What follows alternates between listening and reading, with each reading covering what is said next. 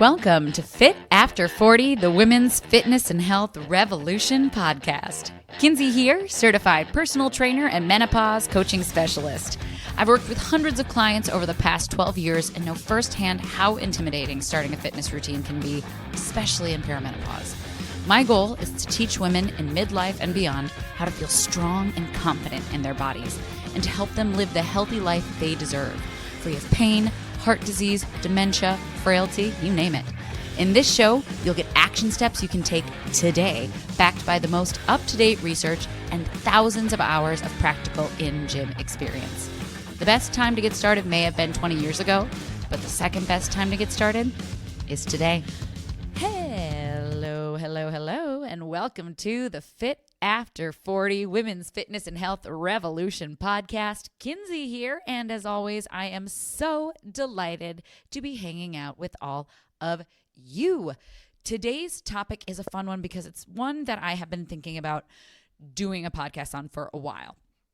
Just because it's something that pops up all of the time when I have intakes with clients, when I am just chatting with people in general. And it's how is training / fitness in general different in our 40s, 50s, 60s, and beyond than when we're in our 20s and maybe even a little bit into our 30s. And surprise, surprise, if you've been around this podcast, the answer is going to be a little bit cheeky, but it's also going to be deeply informational. But first, I do want to give a huge shout out to everyone who reached out last week. I got some really great feedback about last week's GLP-1 episode, and I'm really happy to hear that it struck a chord with some of you enough to reach out. It always means the world when I get feedback from you. It gives me a heads up that we're covering things on this podcast that actually matter to you. So on that note, if there's anything that you would love to hear discussed in this podcast, questions about fitness, nutrition, menopause, whatever, you can go ahead, shoot me a DM on Instagram at kinsey.does.the.fitness, or you can hit me up in an email, kinsey@fitafter40.info. If you're watching on YouTube, hello, this is a new feature. We're doing every otherish week a live YouTube video. You can drop a question in the comment section. So reach out because, as always, chances are if you're wondering it, someone else is wondering it too. So on that note, I wanted to follow up after recording last week's podcast. Like I said, it was all about the World Health Organization and their decision on GLP-1s. As soon as I recorded that, I listened to a really interesting interview on the Dr. Mary Claire Haver podcast, Unpaused, with a triple board certified endocrinologist. She is a person who's been working with GLP-1s clinically for decades, back when it was used primarily just for diabetic patients.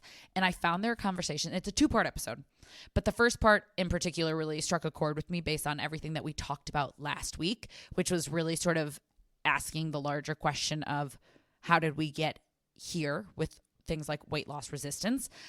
And their conversation was super valuable and really eye-opening. And was the first time that I really heard it sort of just talked about as matter of fact about what the history was, why we are where we are today, how we can use them in clinical practice, how there has to be a therapeutic dose. So I'm going to go ahead and share that link in the bio so that you can check that out.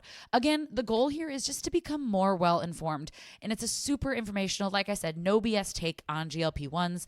Like I said, it's about their clinical use, and the truth behind weight loss resistance from someone who has been in the trenches in hospital settings for decades. Like I said, I found this speaker to be really interesting. She has a book coming out, so I'll definitely be diving into that. Because again, GLP-1s are not new, but in terms of their use in the capacity as a weight loss drug and helping with getting people down into their optimal body range where they're really in a place where their systems are able to function properly, right? So are physiologically healthy. We're not talking like getting snatched. We're talking about your healthy body range. We are going to see this more and more. And there was that uptick in 2023. So this was just a really good research source to inform yourself, especially if it's something that you've been wondering about, if you have talked about with a practitioner. Like I said, this really goes into depth. So check out the show notes there. Definitely worth a listen. It's a 2-part. I'm only putting the first part in. You'll be able to find the second part easy peasy. Okay. Well, that's enough about last week's episode. Let's talk about this week. So Kinsey, how is training in my 40s, 50s, 60s, and beyond different than in my 20s? And I As always, I'm so glad you asked. And the cheeky answer is, funnily enough, it shouldn't really look that different. Ideally, right, everybody is prioritizing strength training, at least 2 total body workouts weekly, ideally building to that 3 to 4 weekly sessions with additional focus on getting more movement in throughout our day, right? Hashtag neat is neat, that non-exercise activity thermogenesis. So with that whole like cheeky monkey answer aside, the real question to me is less about what's the difference between like what should we be doing different and focusing instead on what is different in our bodies when we're training in our 40s, 50s, 60s, and beyond, because the approach does have to pivot a little bit just because we are in a different phase of life. Things mechanically are moving a little different.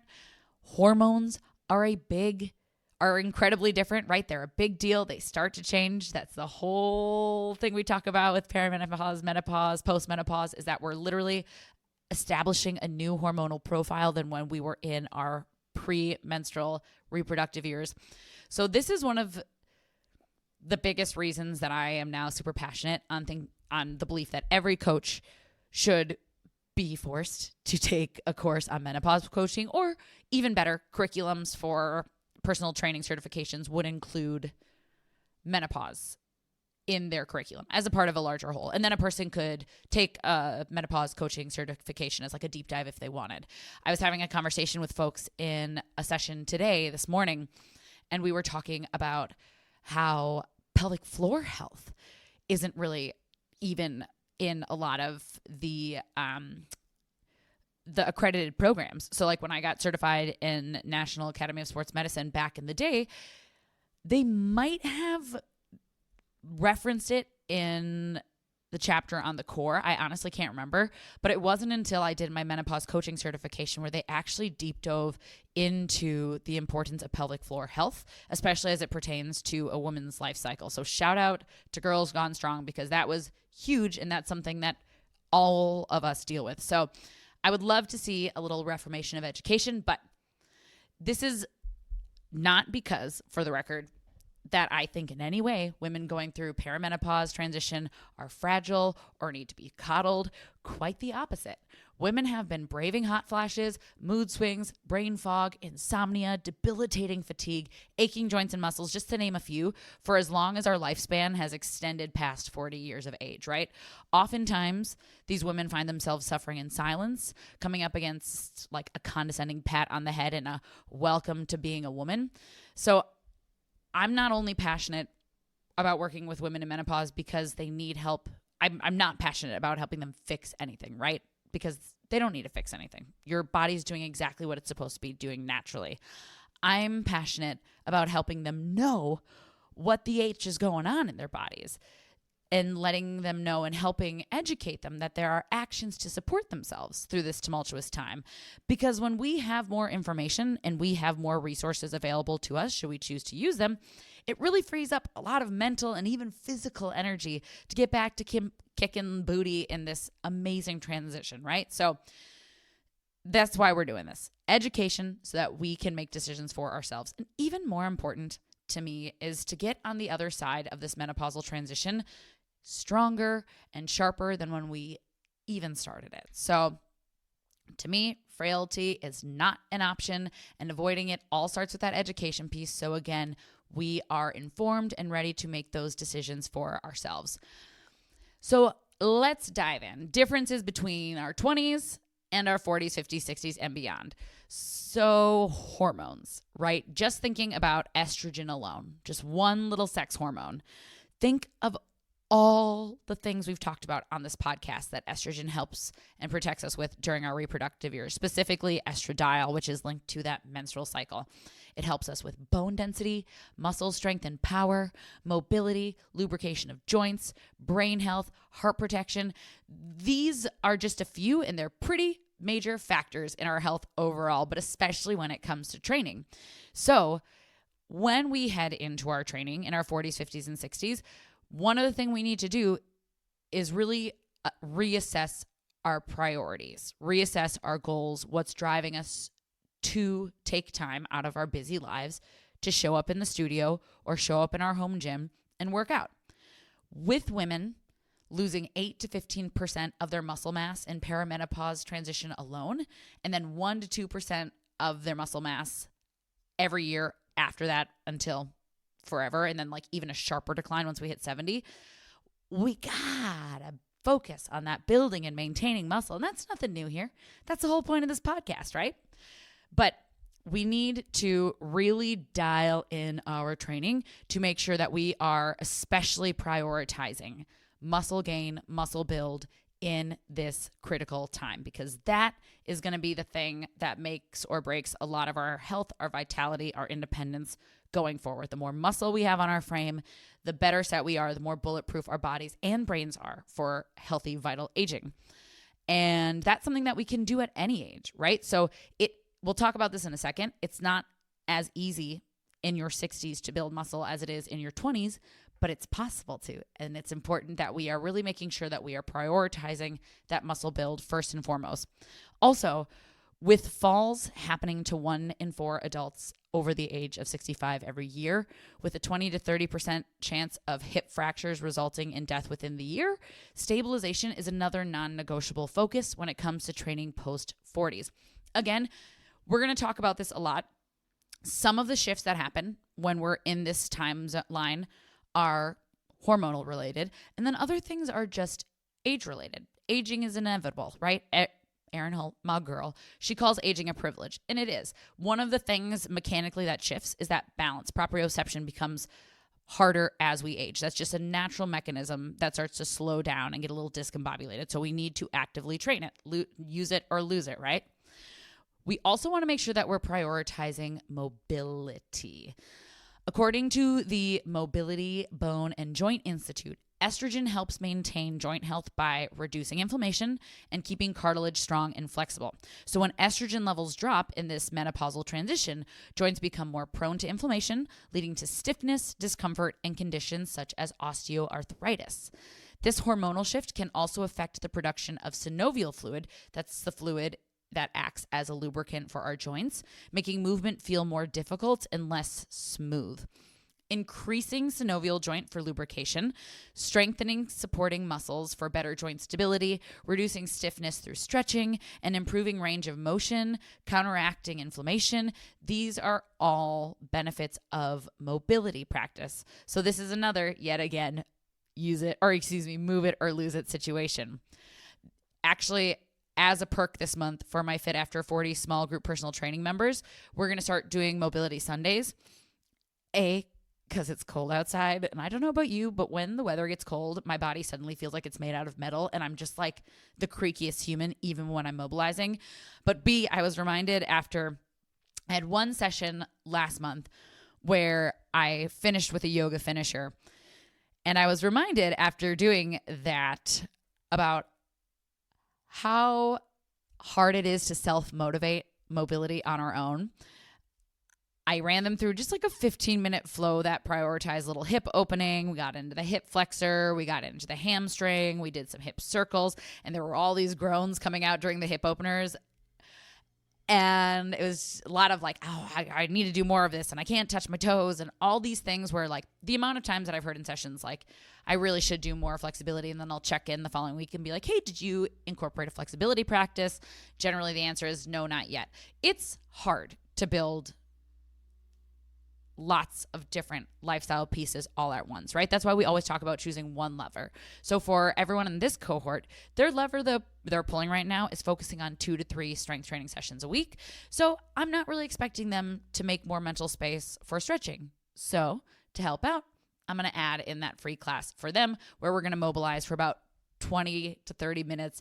It's also going to help me out because I really like to mobilize with others. If you are in the Twin Cities and you're interested, we do actually have 2 spots left in our Fit After 40 small group personal training sessions. Or if you're someone who's looking forward to getting started in the new year, I am opening up 2 new cohorts. I haven't totally solidified the time, but if you're interested in being on the wait list, go ahead and check out the link in the bio, pop on that. Totally commitment free. When it does open, if you're on the wait list, you get a fat waitlist discount, and you get first access to those cohorts. Remember, we cap the classes at 5 people so that we can really work on form and keep it individualized across the group. But in the meantime, even if you don't decide to join us during that cohort, there's going to be a lot of free resources coming your way via the newsletter in the meantime. But the truth of the matter is that we absolutely need to be warming up and cooling down before every workout. We have to, especially, not even just especially, always. But a lot of times, like I think about my clients who used to run and then they injure themselves.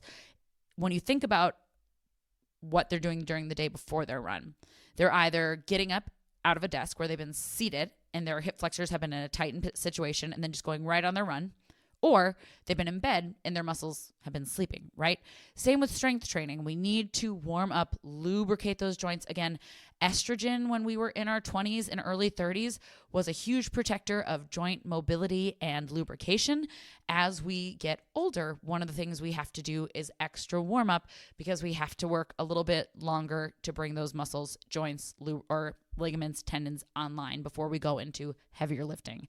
That's how we're going to keep ourselves from getting injured. But even with warm-ups and cooldowns, it's not quite enough when it comes to mobility practice in general. It definitely is beneficial to add some sort of mobility practice. Again, I'm a big fan of, as you know, looking at health over a lifetime. So figure out what works for you, but a big rule of thumb is start slow with mobility. Remember, stretching should never hurt. We're looking at like 50% of a stretch. So if you're like in a hamstring stretch, let's say, and it's so tight that you're like, oh, there it is. Yep, I feel it. And you're kind of like holding your breath. If we're holding our breath and we're not able to breathe, stretching is a nervous system response. It is the muscle sending information to our brain that it is tight, and then it is the brain responding to the muscle and releasing. If we're actively going super duper tight, our body is going to register it as work, and we can actually even overstretch. So think 50%, just enough to feel it. Hold for 30 seconds, breathe deeply, enjoy. Also, stretching shouldn't hurt. This should be something that's very gentle. It should feel very lovely.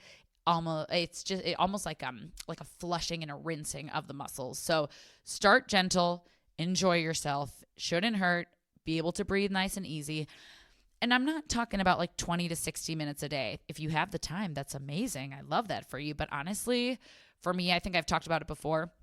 I go in and out of periods where I'm really good about, quote unquote, good about it. I can do like a 10 or 20 minute yoga class every single day. Right now, I'm in my era where I, at most, can like do a 5-minute routine before bed. But you know what? As I always say, something's better than nothing. And it really has helped putting that back into my schedule. So even if it's just a couple minutes, a couple times a week, get started with something. I promise you'll feel a lot better.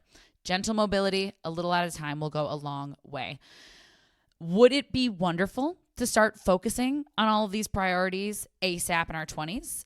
And shoot, like even in our teens. So if we started 20s and like 16, 17, 18, 19, 20, etc., I can count you proud. If we've prioritized strength training, balance, and mobility, it sure would. Because the sooner you get started on all these things, the better suited we are headed into our perimenopause transition. And two of the big reasons, we'll talk about it in a second, but I do want to just emphasize, it's never too late to get started, right? Best time to get started was 20 years ago. Second best time to get started was today. Shout out Stephanie Estima. But if you do have kiddos who are coming up, this is something that is a thing to consider. We create a muscle memory. There are studies that link children who are active to having healthier, more active bodies and lifestyles down the road. Not always, but it is. We create our satellite cell. Anyway, I didn't pull up the research on this, so I'm not going to quote it. But the point is, the sooner we get started, the better.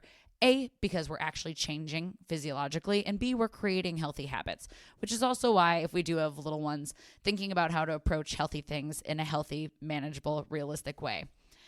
So the two reasons it's easier to get started with these two things in our 20s, one, we talked about this already, but gaining muscle is significantly slower in our 40s, 50s, 60s than it is in our 20s.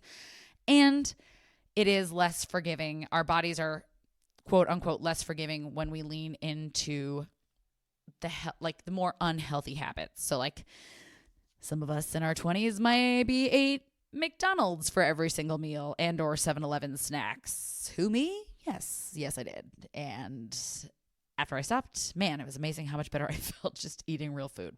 But the point is, we have a little bit. It's a lot harder for us to gain muscle. We're losing muscle actively. So that's kind of the two part. And our body is more responsive to the unhealthy choices than it was in our 20s. Some of this is hormone related with the decline of estrogen, but some of it's simply the slowing of mechanisms as we age, like our ability to utilize protein efficiently. We referenced a study a little while ago about when they were looking at protein consumption to stimulate muscle protein synthesis. For participants in their 70s, they needed twice the amount. They needed 40 grams of protein to the 20 grams of protein a 20-year-old needed to stimulate that muscle protein synthesis. So certain mechanisms just start to slow down. They don't uptake nutrients as efficiently.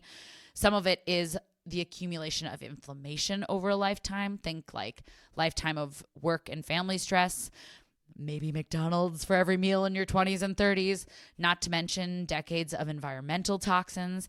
And when it comes to the conversation of metabolisms, interestingly, one of the biggest myths about aging that's spread is that our metabolism slows as we age.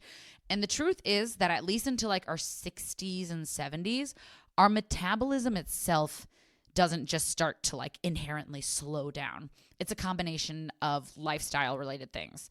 Age-related muscle loss. If we don't have the appropriate lifestyle to build and maintain muscle, thinking lifting weights, eating adequate protein and robust nutrition. We talk about it on this podcast all the time, but remember, it's always worth repeating that muscle is our most calorically expensive tissue. When we have more muscle on our frame, we burn more calories at rest, right? It increases our BMR, which is the amount of energy it takes just for our body to exist during the day.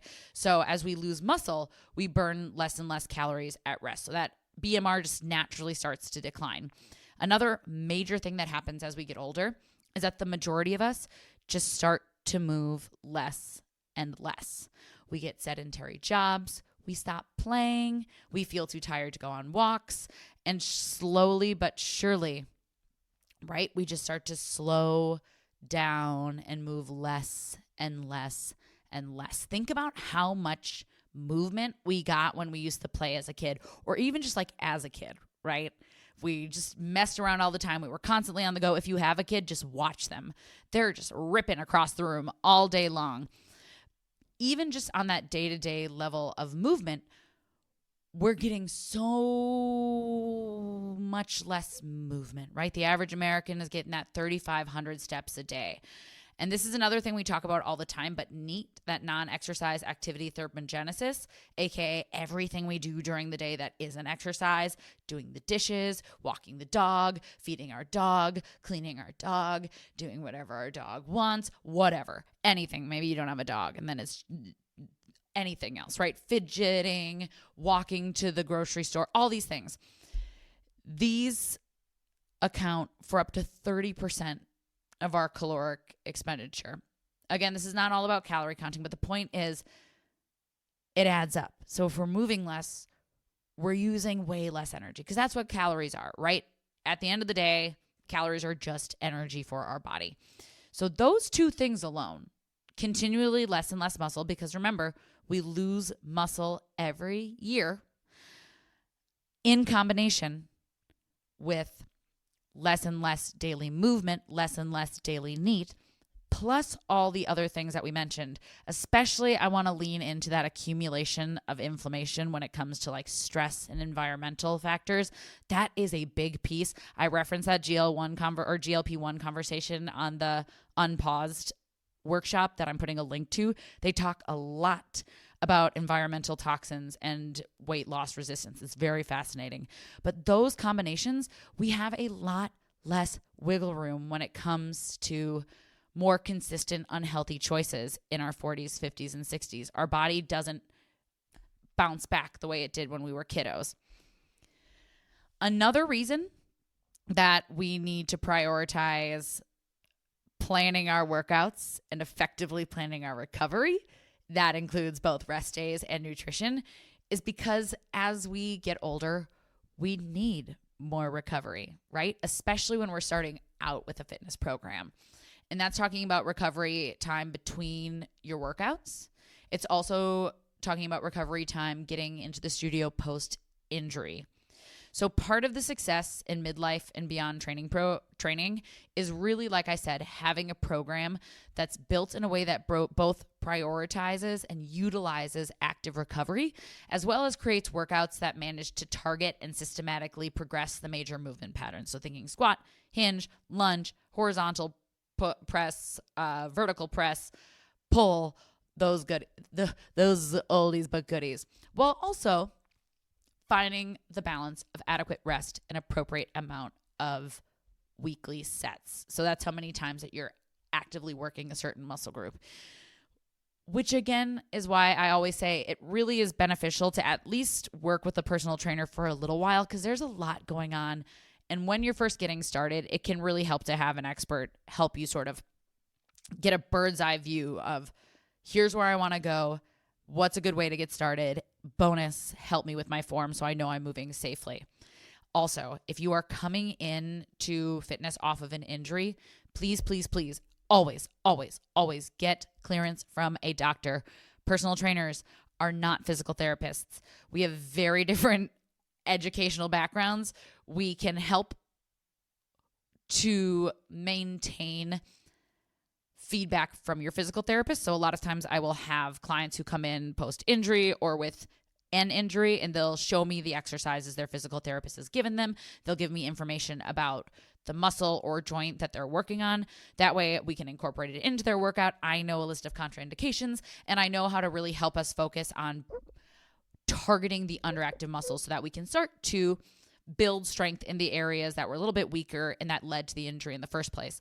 But to get that specific diagnosis, my client had to go to a physical therapist first. So get clearance from your doctor.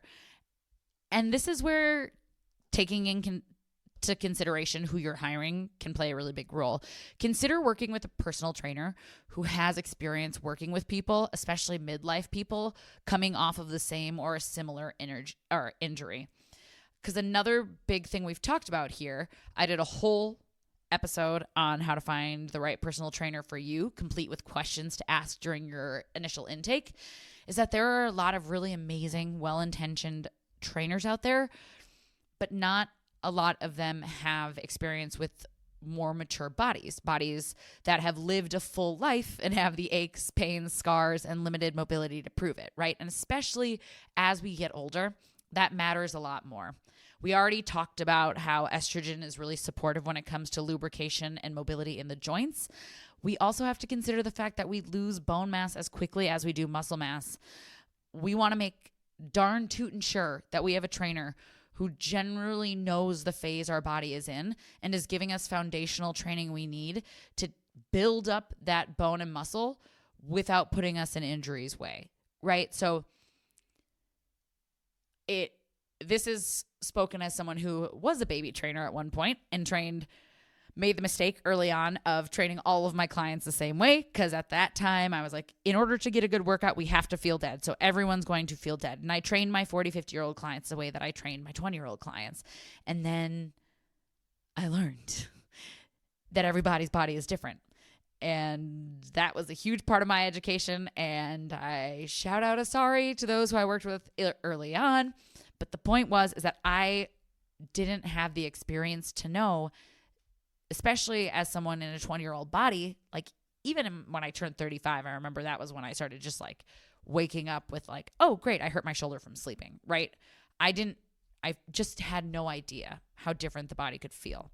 So I learned trial by error, but it is really worth getting a client who has worked with adults before so that they know everybody's body is different. They've worked with, at that point, probably a variety of injuries, because once we get past a certain age, let's face it, everyone's probably had some sort of injury or debilitation, whether it's like low back pain or shoulder pain or a knee replacement, a hip replacement, an ACL tear, right? We live in our bodies. you can do all the things right, and we're probably at some point still going to injure ourselves just based on the fact that we're in a skeleton, same musculoskeletal system till the day we leave this planet. So it's just like a car. You can take all great care of it as you want, but every once in a while you're going to pop a tire or you're going to ding the edge. So that's totally normal. Just make sure you have a trainer who knows how to train it appropriately. Okay, went on a tangent there. Next up on what's different from then and now. Girl, external life stressors and responsibilities. This is not to say that there are not 20-year-olds who like legitimately have the weight of the world on their shoulders, right? This isn't even to judge stressors at any age. Stressors be stressors, period, end. But for most of us, as our age increases, so too does our responsibility. This could be in the workplace. This could be in our own household. This could be in someone else's household when we're helping out our aging and ailing parents. This could be dealing with the very real physiological stressors of the menopausal transition, or this could be a combination of a few or everything I just mentioned. There's a lot going on in midlife and beyond. And if you are like most women, this is not the first phase of your life where you're burning the candle at both ends. This comes on top of an entire 20s, 30s, 40s, 50s, etc. of doing the most all the time. So it's been a lifetime of chronic stress.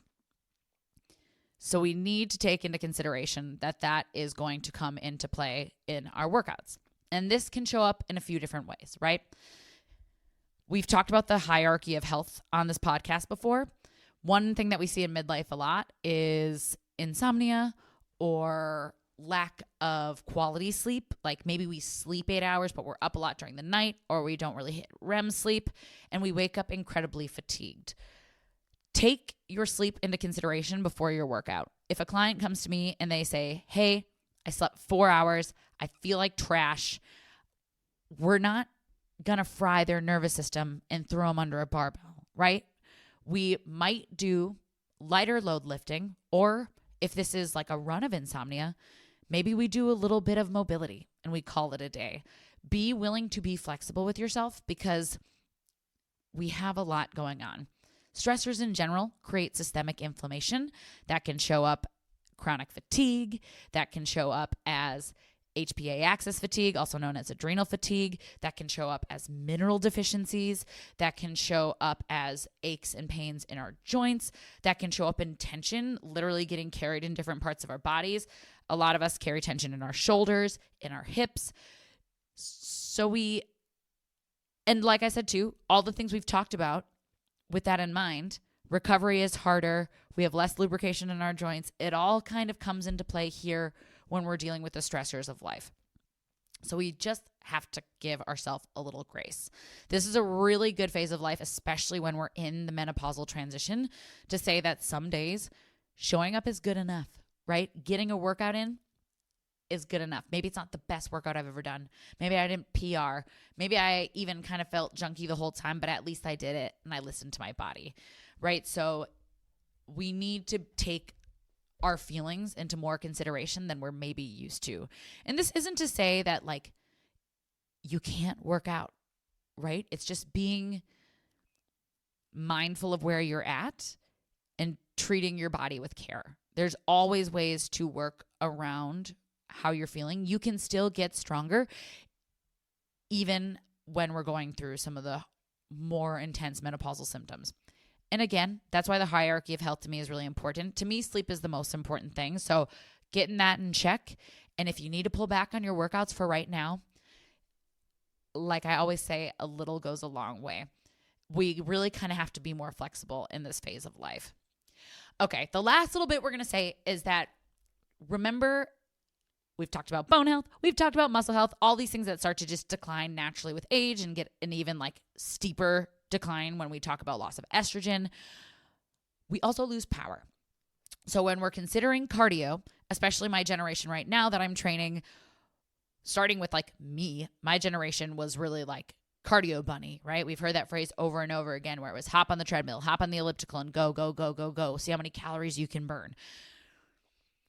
that's not gonna really help us. Cardio is great for heart health. Remember, you still can increase your heart health doing strength training as well. When we are doing cardio, though, we're really looking to maintain power. The way that we do that, we've talked about this before, is through HIIT training. I know, high intensity interval training, which is not what we maybe have the preconceived notion of it, because for a long time, HIIT group fitness classes were incorrectly labeled HIIT. Remember, we should not really be able to perform HIIT for longer than 10, 20, maybe 30 minutes. In Fit After 40, we're building up our HIIT capacity. Right now, we're doing 10 minutes, and it looks like this. 5 to 20 second all outs on an assault bike with 90 seconds to 2 minutes of recovery 4 to 5 times. And every month, we add another round on.